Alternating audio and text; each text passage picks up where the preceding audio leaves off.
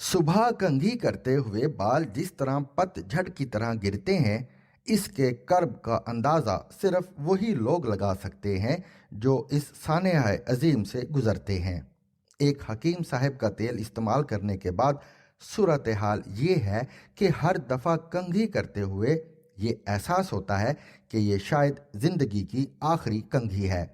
हकीम साहब के बारे में बाद में मालूम हुआ कि वो 7 पुश्तों से गंजे चले आ रहे हैं और उनके जद्दे अमजद ने ये अहद किया था कि उनका ख़ानदान अब इस मुल्क में अक़लियत में नहीं रहेगा। चुनाचे ये तेल उन्होंने अपनी किस्म को अक्सरियत में बदलने के लिए तैयार किया था। बहरहाल मुझ जैसे लोग जिनका शुमार ना गंजों में होता है ना ज़्यादा बालों वालों में, जो ज़्यादा अजाब का शिकार होते हैं, क्योंकि मैंने देखा है कि कम बालों वाले ज़्यादा बालों वालों की सोबत से एतराज़ करते हैं और दूसरी तरफ गंजे कम बालों वालों को अपने पास नहीं बैठने देते। गंजा सिर्फ गंजे को देखकर ही खुश होता है। यहाँ एक वजाहत ज़रूरी है कि मेरा शुमार फ़िलहाल मुस्तनद गंजों में नहीं होता। बस यूँ समझें कि अभी रंगरूट भर्ती हुआ हूँ और आसार बताते हैं कि तरक्की करते करते बहुत जल्द जनरल के ओहदे पर पहुँच जाऊँगा और फिर उसके बाद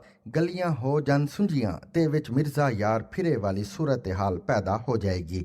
वैसे अभी तक तो सूरत हाल ये है कि जब मैं अपने गंजे दोस्तों को ये मैदा सुनाता हूँ कि मैं अनकरीब तुम्हारी बिरादरी में शामिल होने वाला हूँ, तो वो एक नज़र मेरे सर की तरफ देखते हैं और कहते हैं, तुम्हें तिफले तसल्लियाँ देते हुए शर्म आनी चाहिए। हालांकि बाखुदा इसमें तिफल तसल्लियों वाली कोई बात नहीं। ये अगर कमाल है तो मेरी इस हिकमत अमली का कि मैंने गुज़िश्ता 1 बरस से हजामत नहीं बनवाई और यूं अपनी साख बरकरार रखने में कामयाब रहा हूं।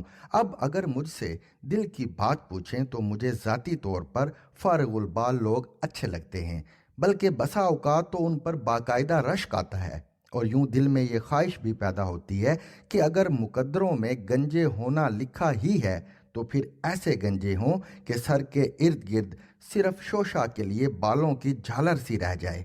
इससे शख्सियत कुछ बावकार सी हो जाती है। चुनाचे दुनिया के बाज़ बड़े बड़े मुदब्बरों की बावकार शख्सियत में उनके नंगे सर का भी बहुत हिस्सा है। बल्कि मैंने तो ये भी सुना था कि जिनके सर पर बाल नहीं होते वो जिनसी गंजे होते हैं, लेकिन जब मैंने एक गंजे दोस्त से इसकी तस्दीक चाही तो उस दिल जले ने बेसाख्ता कहा, बकवास है जी। बहरहाल मेरे ख्याल में सर पर सिरे से बाल ना होने के फ़ायद में से एक फ़ायदा ये भी है कि इंसान कंघी की बजाय कंधे पर रखे हुए रुमाल से भी काम चला सकता है। मेरे एक शादीशुदा दोस्त ने तो अपने गंजे गिरा नुमाया से एक कमाल का काम लिया है और वो झगड़े की सूरत में बीवी से इंतकाम लेने का है। मेरे ये दोस्त आम हालात में दिन के किसी भी लम्हे में टोपी सर से नहीं उतारते, बल्कि रात को सोते वक्त भी चादर से चेहरा ढांकने के बाद टोपी उतारते हैं।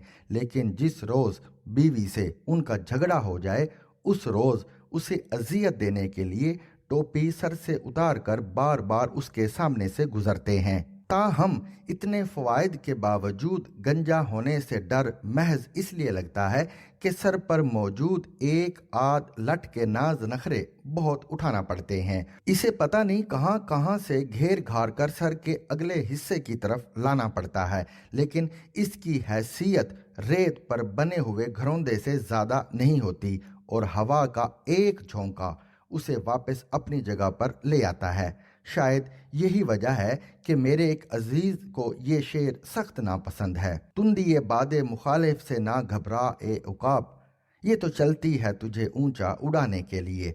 और अब कलम के आखिर में अपनी बिरादरी के लोगों से सिर्फ ये अर्ज करता हूँ कि फ़ारसी में गंज खजाने को कहते हैं। सो अगर कुदरत ने उन्हें गंज दिया है तो उस पर यार लोगों की फिक्रेबाजियों के बावजूद मलूल नहीं खुश होना चाहिए। बहुत से सर ऐसे हैं जिन पर सिर्फ बाल हैं। चुनाचे सबूत के तौर पर बहुत से साहिबान इक़्तिदार, सियासतदान, उल्मा, दानिश्वर और सहाफ़ियों के सर मुलाहिज़ा किए जा सकते हैं।